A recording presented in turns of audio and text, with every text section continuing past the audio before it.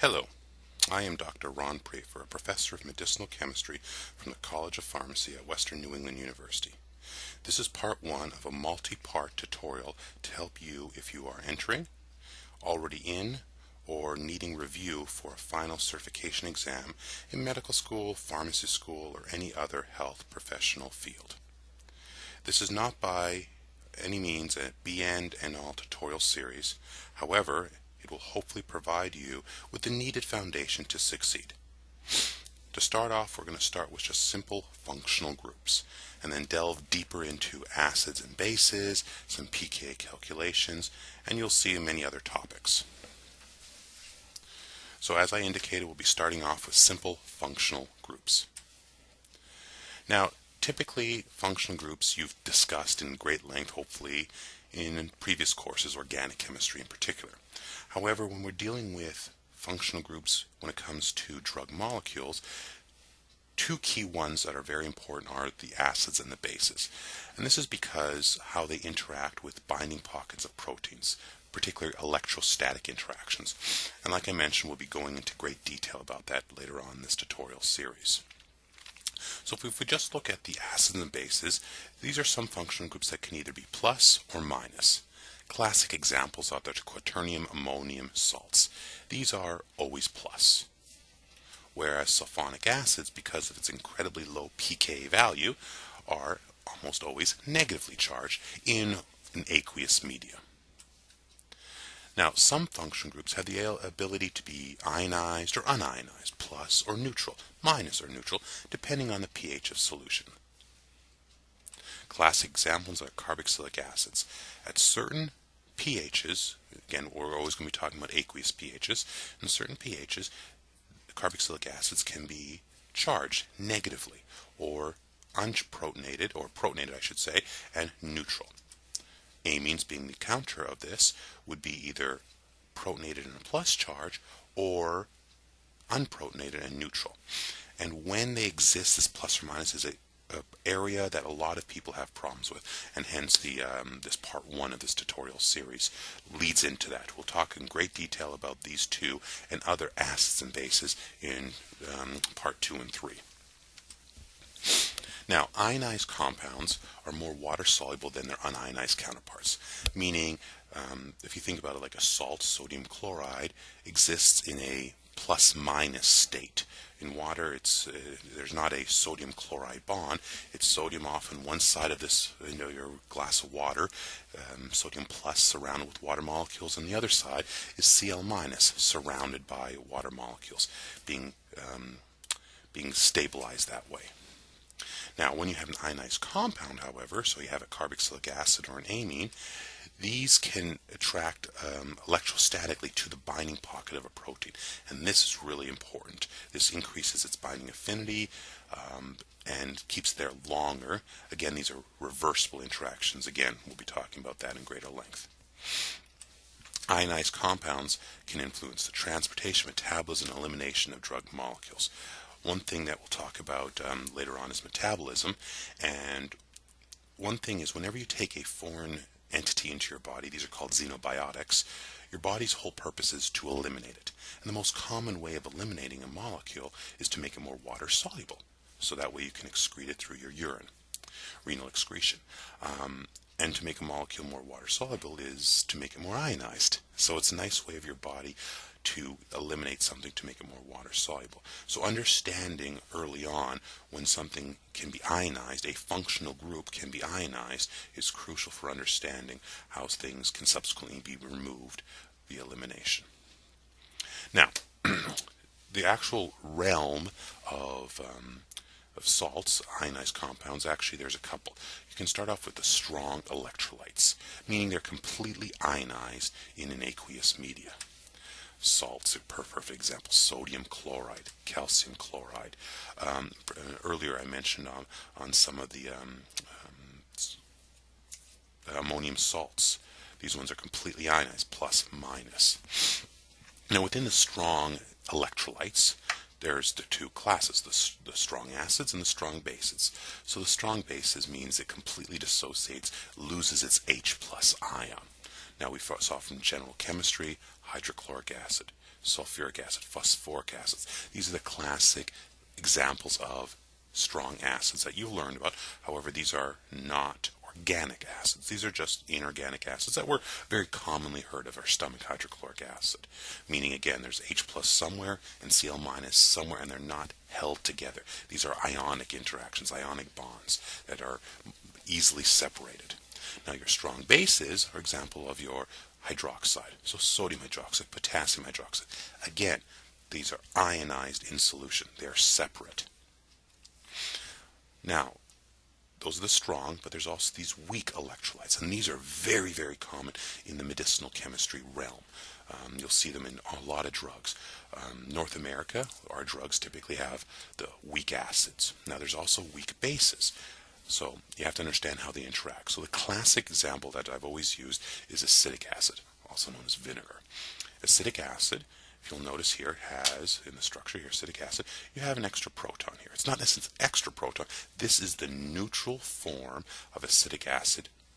Now in water, it exists in equilibrium. Notice the equilibrium symbol. And you can either have it in deprotonated form, as shown here, and there's your acetate, the negative form of it. So acetic acid in water can exist as itself, acetic acid, or in a deprotonated form, H+, known as a proton, or as an acetate. An example of a weak base component would be ammonia. Here it picks up a proton from water, meaning water loses an H+, hence left behind is an OH-. Now the reason we call these the weak electrolytes is the equilibrium. If it comes solely to the right, 100% to the right, it would be a strong. Hydrochloric acid does not exist as HCl in water. It exists as H+ and Cl-, completely shifted in one direction. Sodium hydroxide, if it was on the bottom, would not exist as sodium hydroxide. It would list as Na+, OH-, and there would be no equilibrium arrow. But there's other components that we find in drug molecules that are also important, whether it's a functional group or the whole molecule, and these are the non-electrolytes. They seem to be soluble in water without containing any ionic nature. Ethanol, sugar, carbon dioxide, these are classic ones. So always remember the strong, so you have your electrolytes and non-electrolytes, and under your electrolytes they're either strong or weak. So let's just delve into these electrolytes, because that's this whole start of this first part one. Hydrochloric acid, again, your stomach. Hydrochloric acid, notice a non-equilibrium arrow, exists solely to the right, but we still classify things as acid. So therefore, water will have to act as a base now to form the conjugate acid and the conjugate base. Again, this is an example of the strong. A weak one, again, I'm going to use acetic acid as my example. It can be deprotonated. Here I used OH- instead. And you have your acetate existing as an equilibrium, or as a resonance structure. And this resonance structure here is what allows this process to occur so, quote unquote, easily. That's why it has a pK value of, in this case, it's going to be roughly 4. Meaning at pH is 4, there's going to be a 50-50 mixture of this resonance and this. And pKa and pH is something that is so vital for medicinal chemistry, and I'm going to be spending a lot of time on it in the next 2 tutorials. But again, here we have ourselves our acid, our base, our conjugate base, and our conjugate acid. Now, acidic functional groups as a whole are the ones that have the ability to donate a proton. So if you ever think of an acid functional group, just think of it as something like this. An H attached to some A, the rest of the molecule, and has the ability to donate a proton. We're going to be talking predominantly about the weak acids, the weak electrolytes, because that's what the drugs we care about mostly are. There are some examples of the strong, which I'll also delve into, but mostly the weaks is what we care about, and that's where most of the problems arise in our heads. Now, there are 2 common features of organic acids: ability to lose a hydrogen, and once it's lost, most of them have the ability to delocalize a negative charge. Similar to the previous slide with acetate, I'll just go back here. There's a resonance structure. So that minus does not exist solely on a single atom. It is shared in this case, I just drew the most common example, even though the resonance means it's somewhere in between. But for all intents and purposes, it's shared between this O and this O here. So those are the two common features when you're thinking of an organic acid. Lose a hydrogen and delocalize a negative charge. Now, the actual strength of an acid is what defines its ability to be deprotonated in water. Again, we're just talking about acids. Water has a pK of roughly 16, acetic acid 4.8, so we'll just say 5 for a moment, and HCl negative 7. Now, these numbers mean, for a vast majority of people, what does it mean? But it's a trend that matters, and this is what I would always recommend people to do. Hydrochloric acid, most people understand, is completely dissociated, completely ionized in water, meaning it says H plus somewhere over here and Cl minus over here. They're not together, and that's a really, really low number. If you memorize that number, minus 7, and memorize a single other number, acetic acid, we'll just say it's 4, 4, 5, whatever you want, 4.8 to be exact, you notice it's a bigger number. 5 is bigger than minus 7, and there it exists as an equilibrium, sometimes on, sometimes off. If you know those two numbers, any other number, whether it's a 2 or a 10, it will fall into place. If it's a 2, it exists more like hydrochloric acid, more deionized. If it's a 10, it'll exist more as acetic acid, and even more so together. So part versus together, and that's what's important. Now, the pK itself is a beautiful way to compare acidity. Now, there's two rules here I'm going to point out. You do not need to memorize either, or definitely not both. Myself, only one. I need one because it explains the other. And this is the one that I'm going to point out first. The lower the pK value, the stronger the acid. So if you remember what I told you on the previous slide, minus 7, that's a really low pK value. The scale only goes down to minus 9, minus 11, depending on what the solutions you're at. But minus 7, that's an incredibly low number. It's a strong acid. We know that. So the lower the pK value, the stronger the acid. So anything above that, minus 6, minus 2, 4, 10, these are all bigger numbers. They're not as strong as an acid. Now, other people look at it this way here. The higher the pK value, the stronger the conjugate base. Now, do not memorize both. One equals the other. So whichever makes sense to you, learn it, love it, live it. But once you have that in your head, things start flowing nicely into themselves. So therefore, in this equation here, HA going to a deep deionization, so H plus and I minus, the lower the pK value, which way will this shift? So if I have a low pK value, it would shift to the right, because the low being minus 7, always think that low. If I have a high pK value, so high pK value, it's going to be more as a protonated species. So high pK value, it's shifted to the left. So now, the acids and bases, there's a few that would really matter. And for this class, I just gave a nice little examples. Okay? Carboxylic acid, by far the most common one you'll ever see in a drug molecule for an acidic functional group. Has a pK range of 2.5 to 5. So again, I recommend you memorize a single number. There's certain things in medicinal chemistry you need to memorize, and pK values are one of them. You have to know, hopefully, functional groups. I will point some out as I go along if you're unfamiliar with them, but you need to definitely know pK values. There's no ifs, ands, or buts. Everything else you can figure out, but pK values, there's maybe 15, maybe even less than that, say 12 that you have to memorize. Carboxylic acids, pK, think of 4. Beta dicarbonyl.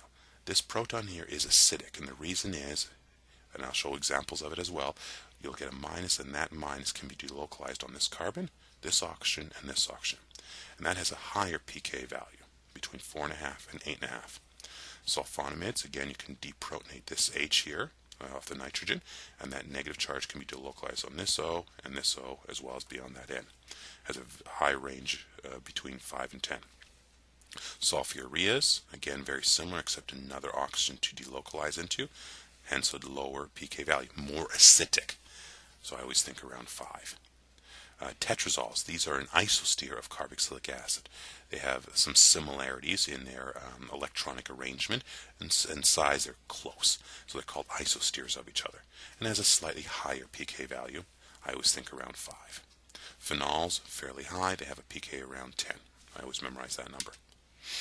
Now you have your sulfates, very low pK value. For all intents and purposes, it's almost always deprotonated, negatively charged. Your phosphates and phosphonates, there's just addition of an oxygen here because there's 2 protons here, hence you have 2 values. The first one comes off pretty easily.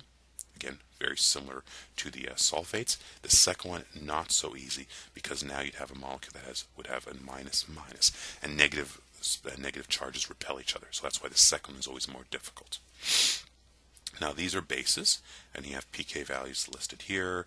Your typical amines between, say, around 10. There's an H there that's shifted up a little bit. Anilines around, say, 3. Your imines are around 3.5.